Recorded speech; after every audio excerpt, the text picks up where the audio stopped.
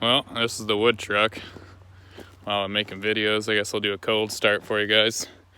It's a 96 7.3. I haven't done the injector O-rings yet myself. She's at around 400,000. I did the axle swap because this was the split axle version, standard. Yeah, she's a good truck. I barely put any money into her and she keeps bringing wood down the mountain. Not bad. Oh. There's a little buddy. Some test logs. Yeah, I need to do the injector O-ring.